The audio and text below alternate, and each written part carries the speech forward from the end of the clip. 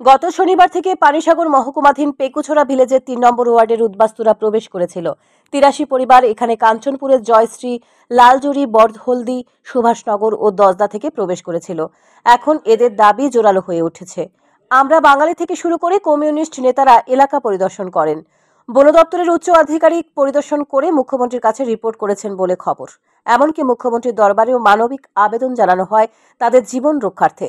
বন দপ্তরের পক্ষ থেকে তাদেরকে বের করে দেওয়ার জন্য বেড়া দেওয়ার পরিকল্পনা গ্রহণ করা হয়েছিল।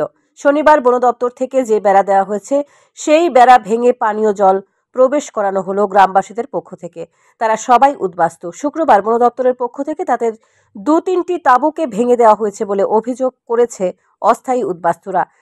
তারা একটা সুনির্দিষ্ট সমাধান চেয়ে বসে আছে মুখ্যমন্ত্রীর দিকে।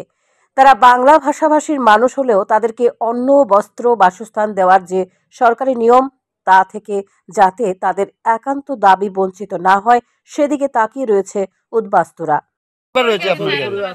কত পরিবার আছে এখন 40 পরিবার মানে বর্তমানে আছে, কালকে রাত্রে আর বাকি পরিবার কই গেছে?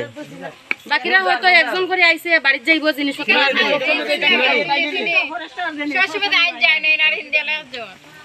ওই তো আমরা রেঞ্জার বাবু ট্রেনের ঘর ভাঙছে।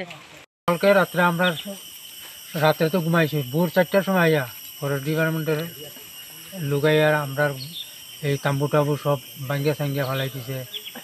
এরপরে জলের দাম কম লাগতেই ভাঙছে। আমরা ওই যে এখান থেকে বাঘ চাইতামকে, তারা এখান থেকে থাকছে না। আপনারা জিজ্ঞেসেন না এখানে আমরা যাইতাম কি আবার কি কারণে ভাঙা? আমরা দেখি জিজ্ঞাসা বলে কি তা কয় তারা? ওইখানে রিজার্ভ জায়গা, এখানে তোমার দেখি ওই জায়গা নাই। শান্তন টিভি।